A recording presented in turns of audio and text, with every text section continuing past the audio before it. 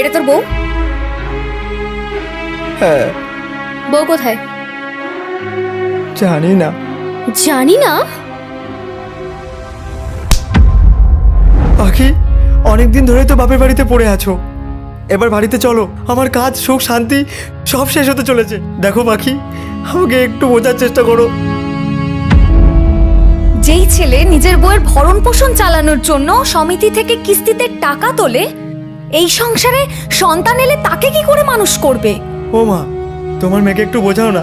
আর কতদিন এভাবে চলবে? আরে আমি কথা দিচ্ছি, সব ঠিক হয়ে যাবে। আমি আবার কি বোঝাবো? যখন তোমরা পালিয়ে বিয়ে করেছিলে তখন যখন আমি কিছু বলিনি, এখন আমি কিছু বলতে পারবো না। পাখি, শোনো, আমি এখন তোমার সাথে থাকার জন্য প্রস্তুত নই। আমাকে একটু সময় দাও, আমি ভেবে দেখব। আরে বাবা তন্ময়, এসো এসো এসো।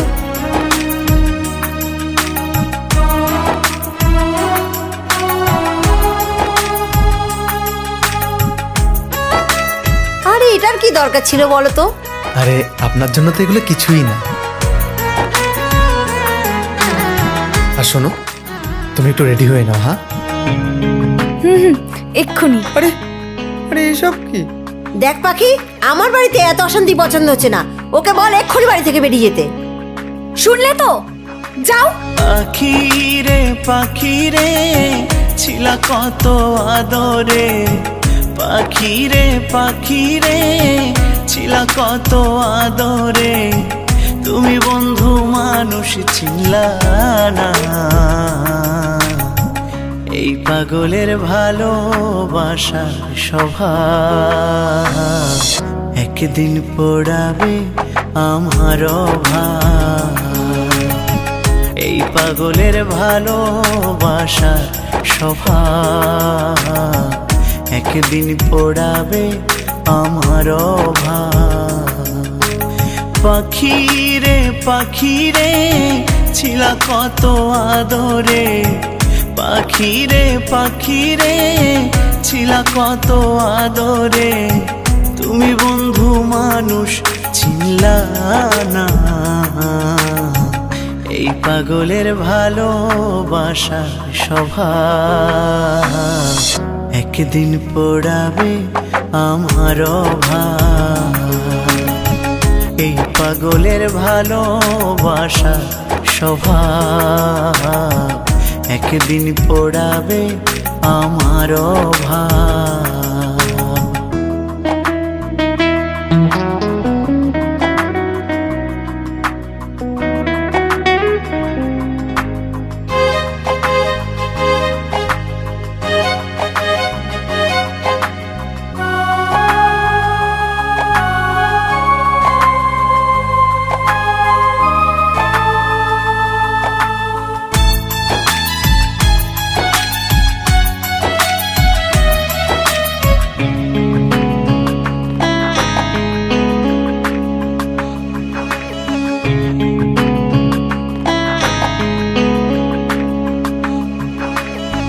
বুকের পাজর ভাঙ্গা পাখি করলি বড় সর্বনাশ, তোরে ছাড়া দিশে হারা আমি এখন জিন্দালা।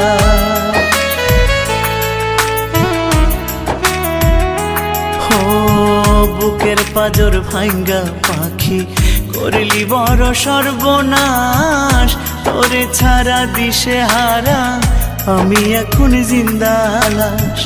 কি মায়ায় বান্ধিয়া আমারে কান্দায়া, কি মায়ায় বান্ধিয়া আমারে কান্দায়া, তুমি ধরলায় অন্য কারো হাত।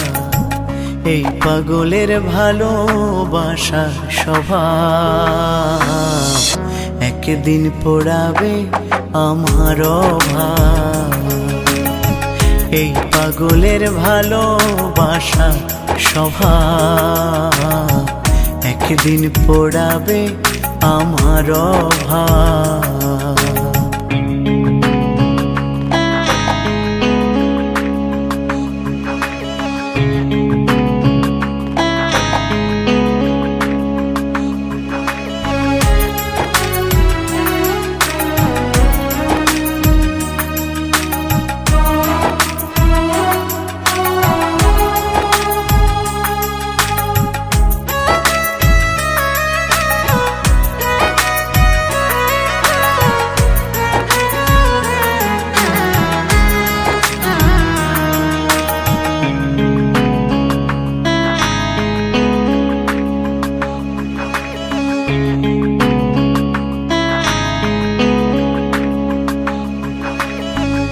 মনের ঘরে যতন করে দিলাম তোরে ঠাই, সোনা পাখি বুঝলি না রে তুই ছাড়া মোর কেহ নাই।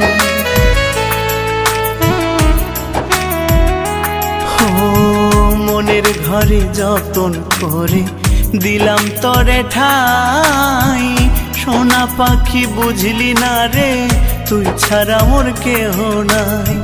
পাশানি বন্ধু রে মায়া নাই তোর অন্তরে, পাশানি বন্ধু রে মায়া নাই তোর অন্তরে, ভালোবাসাই হয়েছে আমার পাপ, এই পাগলের ভালোবাসা স্বভাব, একদিন পড়াবে আমার ভাব, এই পাগলের ভালোবাসা স্বভাব, একদিন পড়াবে আমার ভাব।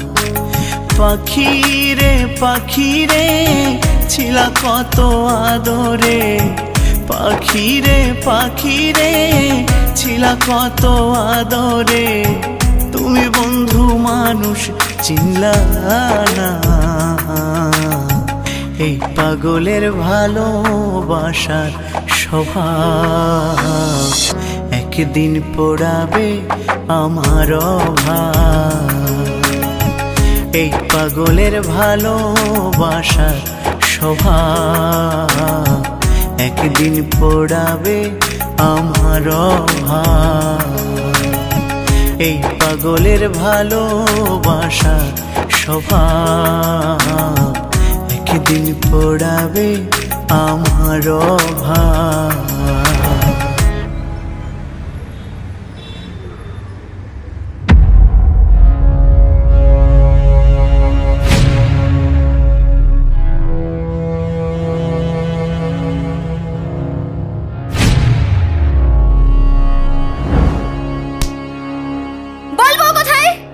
সত্যি জানি না।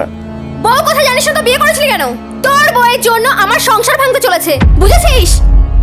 দেখ, বউকে সামলা, না হলে এর পরিণাম কিন্তু খুব খারাপ হয়ে যাবে। আমি বলে গেলাম। এই জুতোর মারটা আমার নিজের গালে মারা উচিত ছিল। এই মাত্র আমি একজনকে মেরে এলাম যে তার বউকে সামলে রাখতে পারে না, আর আমি আমার স্বামীকে। মানেটা খুব সহজ।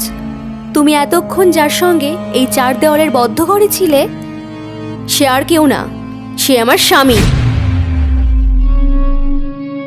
ছি তন্ময়, তুমি বিবাহিত হয়েও আমার সাথে ন্যাকামি করো না পাখি, তোমার নিজেরও তো ঘরে বর আছে, তাকে ঠকিয়ে তুমি যখন আমার সাথে হোটেলে এসেছিলে তোমার বিবেকে বাঁধেনি? আর তোমার বাঁধলো না বিবেকে? না, বাঁধেনি, কারণ আমার পিঠ দেয়ালে ঠেকে গেছে সুপ্রিয়া।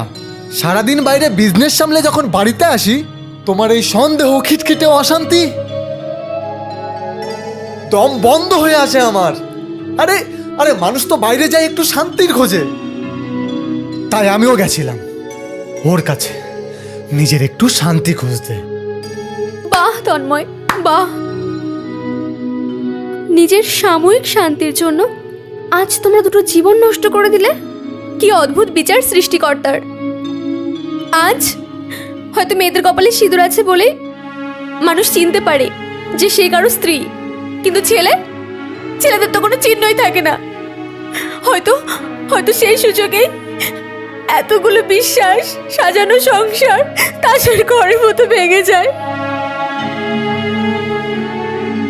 সুপ্রিয়া, বিশ্বাস করো, বাড়িতে তোমার এই অশান্তি আমি আর নিতে পারছিলাম না, তাই আমি একটু শান্তির খোঁজে। ব্যাস, অজুহাত দিও না তন্ময়। সংসারে অভাব অশান্তি থাকবেই, এই নিয়েই সংসার, কিন্তু তাই বলে কোনো বাইরের মেয়ে দিয়ে অভাব পূরণ করা যায় না। চলো বাড়ি চলো, যা ভাঙার তা তো ভেঙেই গেছে, আর বাকিটুকু যা আছে আমরা চার দেওয়ালের মধ্যে ঠিক করে নেব। চলো।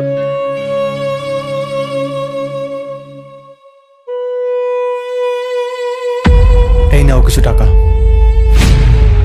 আমি যতটা তোমায় চিনেছি তুমি টাকা ছাড়া আর কিচ্ছুই চেনো না। আর তোমার মা মা মেয়ে দুজনারই জবাব হয় না। আর শোনো, যা হয়েছে ভুলে যাও, আর আমার সাথে কখনো কন্ট্যাক্ট করো না।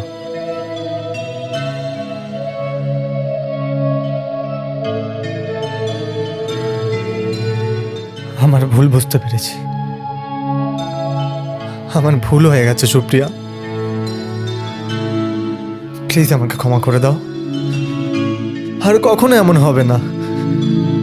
সরি,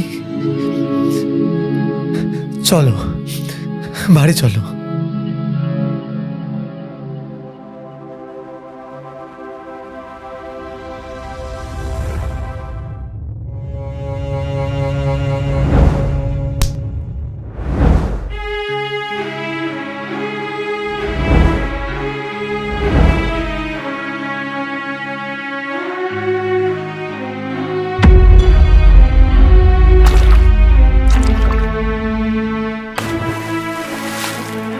যা যা, অনেক হয়েছে নষ্টামি, আর না। একটা ছেলেকে তো ধরে রাখার মরণ নেই, শুধু সারাদিন খাই খাই আর ফোন টিপি। তোর জন্য এই বড়রই ঠিক আছে। যা, কালকে তুই শ্বশুরবাড়ি চলে যাবি। বৌদি, বৌদি একটু তাড়াতাড়ি চলো না। কি হয়েছে? আরে চলো না। আচ্ছা যাচ্ছি আমি। আসো।